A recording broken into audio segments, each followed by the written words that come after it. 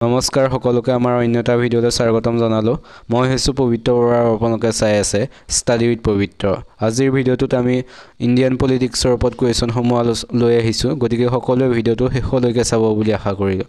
যিসকলে আমাৰ চেনেলটো আজি প্ৰথম চাইছা সেইসকলে চেনেলটো ছাবস্ক্ৰাইব কৰিবা, লাইক কৰিবা আৰু বন্ধু বান্ধৱীৰ সৈতে শ্বেয়াৰ কৰি দিবা। তেন্তে বেছি দেৰি নকৰি আমি কুৱেশ্যনসমূহৰ মাজলৈ যাব বিচাৰিছোঁ। আজিৰ প্ৰথম কুৱেশ্যনটো সুধিছে, সংবিধান সভাৰ প্ৰথম অধিৱেশন কেতিয়া অনুষ্ঠিত হৈছিল? সংবিধান সভাৰ প্ৰথম অধিৱেশন কেতিয়া অনুষ্ঠিত হৈছিল সুধিছে। ইয়াৰ অপশ্যনত দিছে ২৬ নৱেম্বৰ ১৯৪৬ চনত, ১৫ আগষ্ট ১৯৪৭ চনত, ৯ ডিচেম্বৰ ১৯৪৬ চনত, ২৬ জানুৱাৰী ১৯৫০ চনত। এই অপশ্যনকেইটাৰ ভিতৰত শুদ্ধ উত্তৰটো হৈছে অপশ্যন চি, ৯ ডিচেম্বৰ ১৯৪৬ চনত। ৯ ডিচেম্বৰ ১৯৪৬ চনত সংবিধান সভাৰ প্ৰথমখন অধিৱেশন অনুষ্ঠিত হৈছিল। এতিয়া আহিছোঁ তাৰ পিছৰ কুৱেশ্যনটোলৈ। তাৰ পিছৰ কুৱেশ্যনটো সুধিছে, সংবিধান সভাৰ কোন স্থায়ী সভাপতি নিৰ্বাচিত হৈছিল? সংবিধান সভাৰ কোন স্থায়ী সভাপতি নিৰ্বাচিত হৈছিল সুধিছে। ইয়াৰ অপশ্যনত দিছে বি.আৰ. আম্বেদকাৰ, ডক্টৰ ৰাজেন্দ্ৰ প্ৰসাদ, চৰ্দাৰ বল্লভভাই পেটেল, জৱাহৰলাল নেহৰু। এই অপশ্যনকেইটাৰ ভিতৰত শুদ্ধ উত্তৰটো হৈছে option B, doctor Rajendra Prasad. Rajendra Prasad হৈছে সংবিধান সভাৰ স্থায়ী সভাপতি। তোমালোকে মনত ৰাখিবা, সংবিধান সভাৰ অস্থায়ী সভাপতি হৈছে সচিদানন্দ সিংহ, সেই সময়ত অস্থায়ী সভাপতি আছিল তেখেত। এতিয়া আহিছোঁ তাৰ পিছৰ কুৱেশ্যনটোলৈ। তাৰ পিছৰ কুৱেশ্যন সুধিছে, সংবিধান সভাৰ খচৰা সমিতিৰ সভাপতি কোন আছিল? সংবিধান সভাৰ খচৰা সমিতিৰ সভাপতি কোন আছিল সুধিছে। ইয়াৰ অপশ্যনত দিছে বি.আৰ. আম্বেদকাৰ, আল্লাদী কৃষ্ণস্বামী আয়াৰ, জৱাহৰলাল নেহৰু, ডি.পি. খৈতান। এই অপশ্যনকেইটাৰ ভিতৰত শুদ্ধ উত্তৰটো হৈছে option A, BR. Ambedkar. BR. Ambedkar হৈছে সংবিধান খচৰা কমিটিৰ সভাপতি। এতিয়া আহিছোঁ তাৰ পিছৰ কুৱেশ্যনটোলৈ। তাৰ পিছৰ কুৱেশ্যন সুধিছে, ভাৰতীয় সংবিধানখন কেতিয়া গৃহীত হৈছিল? ভাৰতীয় সংবিধানখন সংবিধান সভাত কেতিয়া গৃহীত হৈছিল সুধিছে। ইয়াৰ অপশ্যনত দিছে ১৯৪৯ চনৰ ২৬ নৱেম্বৰত, ১৯৪৭ চনৰ ১৫ আগষ্টত, ১৯৫০ চনৰ ২৬ জানুৱাৰীত, ১৯৪৬ চনৰ ৯ ডিচেম্বৰত। এই অপশ্যনকেইটাৰ ভিতৰত শুদ্ধ উত্তৰটো হৈছে অপশ্যন এ, ১৯৪৯ চনৰ ২৬ নৱেম্বৰত। ১৯৪৯ চনৰ ২৬ নৱেম্বৰত ভাৰতীয় সংবিধানখন সংবিধান সভাত গৃহীত হৈছিল। সকলোৱে মনত ৰাখিবা, ইম্পৰ্টেণ্ট হয়। এতিয়া হৈছোঁ তাৰ পিছৰ কুৱেশ্যনটোলৈ। তাৰ পিছৰ কুৱেশ্যন সুধিছে, সংবিধানখন ৰচনাৰ বাবে সংবিধান সভাই কিমান সময় লৈছিল? সংবিধানখন ৰচনাৰ কাৰণে কিমান সময় লাগিছিল সুধিছে। ইয়াৰ অপশ্যনত দিছে ২ বছৰ ১১ মাহ ১৮ দিন, ৩ বছৰ ৭ মাহ, ১ বছৰ ১১ মাহ ২০ দিন, ২ বছৰ ১০ মাহ ২০ দিন। এই অপশ্যনকেইটাৰ ভিতৰত শুদ্ধ উত্তৰটো হৈছে অপশ্যন এ, ২ বছৰ ১১ মাহ ১৮ দিন। ২ বছৰ ১১ মাহ ১৮ দিন সংবিধানখন ৰচনাৰ ক্ষেত্ৰত সংবিধান সভাৰ লাগিছিল। এতিয়া আহিছোঁ তাৰ পিছৰ কুৱেশ্যনটোলৈ। তাৰ পিছৰ কুৱেশ্যন সুধিছে, কেতিয়াৰ পৰা ভাৰতীয় সংবিধান সম্পূৰ্ণৰূপে কাৰ্যকৰী হয়? কেতিয়াৰ পৰা ভাৰতীয় সংবিধান সম্পূৰ্ণৰূপে কাৰ্যকৰী হয় সুধিছে। এই অপশ্যনত দিছে ১৯৪৯ চনৰ ২৬ নৱেম্বৰৰ পৰা, ১৯৫০ চনৰ ২৬ জানুৱাৰীৰ পৰা, ১৯৪৭ চনৰ ১৫ আগষ্টৰ পৰা, ১৯৪৭ চনৰ ৯ ডিচেম্বৰৰ পৰা। এই অপশ্যনকেইটাৰ ভিতৰত শুদ্ধ উত্তৰটো হৈছে অপশ্যন বি, ১৯৫০ চনৰ ২৬ জানুৱাৰীৰ পৰা। ১৯৫০ চনৰ ২৬ জানুৱাৰীৰ পৰা ভাৰতীয় সংবিধানখন সম্পূৰ্ণৰূপে কাৰ্যকৰী হৈছিল। আহিছোঁ তাৰ পিছৰ কুৱেশ্যনটোলৈ। তাৰ পিছৰ কুৱেশ্যন সুধিছে, ভাৰতীয় সংবিধানখন ভাগ কৰা হৈছে কিমানটা অধ্যায়ত? ভাৰতীয় সংবিধানখন কিমানটা অধ্যায়ত ভাগ কৰা হৈছে সুধিছে। ইয়াৰ অপশ্যনত দিছে ২২টা অধ্যায়, ১৬টা অধ্যায়, ২৪টা অধ্যায়, ২৫টা অধ্যায়। এই অপশ্যনকেইটাৰ ভিতৰত শুদ্ধ উত্তৰটো হৈছে অপশ্যন এ, ২২টা অধ্যায়। ভাৰতীয় সংবিধানখনক ২২টা অধ্যায়ত ভাগ কৰা হৈছে। এতিয়া আহিছোঁ তাৰ পিছৰ কুৱেশ্যনটোলৈ। তাৰ পিছৰ কুৱেশ্যন সুধিছে, ভাৰতীয় সংবিধানৰ কোনটো অনুচ্ছেদ সংবিধান সংশোধনীৰ লগত সম্পৰ্কিত? ভাৰতীয় সংবিধানৰ কোনটো অনুচ্ছেদ সংবিধান সংশোধনীৰ লগত সম্পৰ্কিত সুধিছে। এই অপশ্যনত দিছে ৩৪৩ অনুচ্ছেদ, ৩৬৮ অনুচ্ছেদ, ৩৭০ অনুচ্ছেদ, ৩৬২ অনুচ্ছেদ। এই অপশ্যনকেইটাৰ ভিতৰত শুদ্ধ উত্তৰটো হৈছে অপশ্যন বি, ৩৬৮ অনুচ্ছেদ। ৩৬৮ অনুচ্ছেদ অনুসৰি ভাৰতীয় সংবিধানখনৰ সংবিধান সংশোধনীৰ লগত সম্পৰ্কিত। এতিয়া আহিছোঁ তাৰ পিছৰ কুৱেশ্যনটোলৈ। তাৰ পিছৰ কুৱেশ্যনটো সুধিছে, ভাৰতীয় সংবিধানত সংবিধান সংশোধনীৰ কিমানটা পদ্ধতি আছে? ভাৰতীয় সংবিধানত সংবিধান সংশোধনীৰ কিমানটা পদ্ধতি আছে সুধিছে। ইয়াৰ অপশ্যন দিছে ৫টা, ৪টা, এটা, ৩টা। এই অপশ্যনকেইটাৰ ভিতৰত শুদ্ধ উত্তৰটো হৈছে অপশ্যন ডি, ৩টা। ভাৰতীয় সংবিধানত সংবিধান সংশোধনীৰ বাবে ৩টা পদ্ধতি আছে।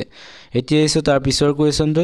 তাৰ পিছৰ কুৱেশ্যনটো সুধিছে, ভাৰতীয় সংবিধানৰ ৪২তম সংশোধনী সংশোধনী ঘটোৱা হৈছিল কিমান চনত সুধিছে ইয়াৰ অপচন দিছে 1976 চনত 1975 চনত 1960 চনত ওপৰৰ এটাও নহয় এই অপচন কেইটাৰ ভিতৰত শুদ্ধ উত্তৰটো হৈছে অপচন এ 1976 চনত 1976 চনত ভাৰতৰ সংবিধানৰ 42তম সংশোধনী ঘটোৱা হৈছিল এতিয়া আহিছো তাৰ পিছৰ কোৱেশ্যনটোলৈ তাৰ পিছৰ কোৱেশ্যনটো সুধিছে ভাৰতীয় সংবিধানৰ মৌলিক অধিকাৰ বিষয়টো তলৰ কোনখন সংবিধানৰ পৰা ধাৰ কৰা হৈছে ভাৰতীয় সংবিধানৰ মৌলিক অধিকাৰটো ক'ৰ পৰা ধাৰ কৰা হৈছে সুধিছে ইয়াৰ অপচন দিছে ৰুছিয়াৰ সংবিধানৰ পৰা কানাডাৰ সংবিধানৰ পৰা ব্ৰিটিছ সংবিধানৰ পৰা আমেৰিকাৰ সংবিধানৰ পৰা এই অপচন কেইটাৰ ভিতৰত শুদ্ধ উত্তৰটো হৈছে অপচন ডি আমেৰিকাৰ সংবিধানৰ পৰা মৌলিক অধিকাৰ বিষয়টো ভাৰতীয় সংবিধানত ধাৰ কৰা হৈছে এতিয়া আহিছো ইয়াৰ পিছৰ কোৱেশ্যনটোলৈ তাৰ পিছৰ কোৱেশ্যন সুধিছে ভাৰতীয় সংবিধান অনুসৰি নাগৰিকৰ মৌলিক অধিকাৰৰ সংখ্যা কিমান ভাৰতীয় সংবিধান অনুসৰি নাগৰিকৰ মৌলিক অধিকাৰৰ সংখ্যা কেইটা সুধিছে এই অপচনত দিছে 8টা 11টা 6টা 9টা এই অপচন কেইটাৰ ভিতৰত শুদ্ধ উত্তৰটো হৈছে অপচন সি 6টা ভাৰতীয় সংবিধান অনুসৰি নাগৰিকৰ মৌলিক অধিকাৰৰ সংখ্যা হৈছে 6টা এতিয়া আহিছো ইয়াৰ পিছৰ কোৱেশ্যনটোলৈ তাৰ পিছৰ কোৱেশ্যনটো সুধিছে ভাৰতীয় সংবিধানৰ কোনটো সংশোধনী অনুসৰি মৌলিক অধিকাৰৰ পৰা সম্পত্তি অধিকাৰক বাদ দিয়া হৈছে কোনটো সংশোধনী অনুসৰি মৌলিক অধিকাৰৰ পৰা সম্পত্তিৰ অধিকাৰটো বাদ দিয়া হৈছে সুধিছে ইয়াৰ অপচনত দিছে 42তম সংশোধনী 44তম সংশোধনী 45তম সংশোধনী 43তম সংশোধনী এই অপচন কেইটাৰ ভিতৰত শুদ্ধ উত্তৰটো হৈছে অপচন বি 44তম সংশোধনী 44তম সংশোধনীৰ জৰিয়তে সম্পত্তিৰ অধিকাৰটো মৌলিক অধিকাৰৰ পৰা বাদ দিয়া হৈছে ইয়াৰ পিছৰ কোৱেশ্যনটোলৈ তাৰ পিছৰ কোৱেশ্যনটো সুধিছে ভাৰতীয় সংবিধানৰ নাগৰিকৰ কিমানটা মৌলিক কৰ্তব্য সন্নিৱিষ্ট কৰা হৈছে ভাৰতীয় সংবিধানৰ নাগৰিকৰ কিমানটা মৌলিক কৰ্তব্য সন্নিৱিষ্ট কৰা হৈছে সুধিছে এই অপচনত দিছে 7টা 12টা 11টা 10টা এই অপচন কেইটাৰ ভিতৰত শুদ্ধ উত্তৰটো হৈছে অপচন সি 11টা ভাৰতীয় সংবিধানত নাগৰিকৰ 11টা মৌলিক কৰ্তব্য সন্নিৱিষ্ট কৰা হৈছে এতিয়া আহিছো তাৰ পিছৰ কোৱেশ্যনটোলৈ তাৰ পিছৰ কোৱেশ্যন সুধিছে নাগৰিকৰ মৌলিক অধিকাৰৰ ৰক্ষক কি নাগৰিকৰ মৌলিক অধিকাৰৰ ৰক্ষক হ'ল এই অপচনত দিছে চৰকাৰ ৰাষ্ট্ৰপতি উচ্চতম ন্যায়ালয়ৰ ওপৰৰ এটাও নহয় এই অপচন কেইটাৰ ভিতৰত শুদ্ধ উত্তৰটো হৈছে অপচন সি উচ্চতম ন্যায়ালয় নাগৰিকৰ মৌলিক অধিকাৰৰ ৰক্ষক হ'ল উচ্চতম ন্যায়ালয় এতিয়া আহিছো তাৰ পিছৰ কোৱেশ্যনটোলৈ তাৰ পিছৰ কোৱেশ্যন সুধিছে সংবিধানৰ কোন অংশত ৰাষ্ট্ৰ পৰিচালনাৰ নিৰ্দেশক নীতি আছে সংবিধানৰ কোনটো অংশত ৰাষ্ট্ৰ পৰিচালনাৰ নিৰ্দেশক নীতিসমূহ আছে সুধিছে এই অপচন দিছে তৃতীয় অংশত চতুৰ্থ অংশত পঞ্চম অংশত ষষ্ঠ অংশত এই অপচন কেইটাৰ ভিতৰত শুদ্ধ উত্তৰটো হৈছে অপচন বি চতুৰ্থ অংশত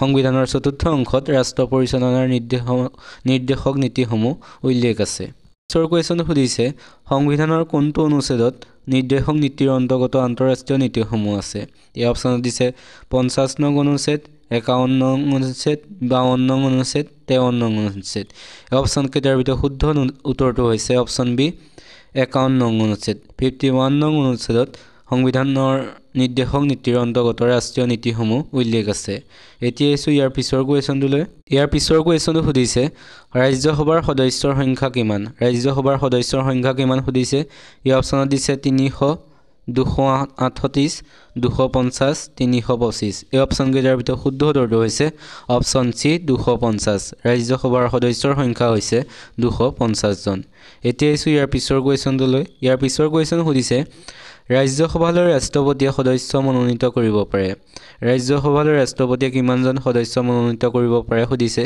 এই অপচন দিছে 12 জন 2 জন 10 জন 14 জন এই অপচন কেইটাৰ ভিতৰত শুদ্ধ উত্তৰটো হৈছে অপচন এ 12 জন ৰাজ্যসভালৈ ৰাষ্ট্ৰপতিয়ে 12 জন সদস্য মনোনীত কৰিব পাৰে এতিয়া এসো ইয়াৰ পিছৰ কুৱেশ্যনটোলৈ তাৰ পিছৰ কুৱেশ্যন সুধিছে ৰাজ্যসভাৰ সদস্যৰ কাৰ্যকাল কিমান বছৰ ৰাজ্যসভাৰ সদস্যৰ কাৰ্যকাল সাধাৰণতে কিমান বছৰ সুধিছে এই অপচনত দিছে 2 বছৰ 6 বছৰ 5 বছৰ 7 বছৰ এই অপচন কেইটাৰ ভিতৰত শুদ্ধ উত্তৰটো হৈছে অপচন বি 6 বছৰ ৰাজ্যসভাৰ সদস্যসকলৰ কাৰ্যকাল সাধাৰণতে 6 বছৰ এতিয়া এসো ইয়াৰ পিছৰ কুৱেশ্যনটোলৈ তাৰ পিছৰ কুৱেশ্যনটো সুধিছে বৰ্তমান লোকসভাৰ সদস্যৰ সংখ্যা কিমান বৰ্তমান লোকসভাৰ সদস্যৰ সংখ্যা হ'ল এই অপচনত দিছে 500 জন 550 জন 545 জন 525 জন এই অপশন কেইটাৰ ভিতৰত শুদ্ধ উত্তৰটো হৈছে অপশন সি 545 জন বৰ্তমান লোকসভাৰ সদস্যৰ সংখ্যা হৈছে 545 জন এতিয়া ইছু ইয়াৰ পিছৰ কোৱেশ্যনলৈ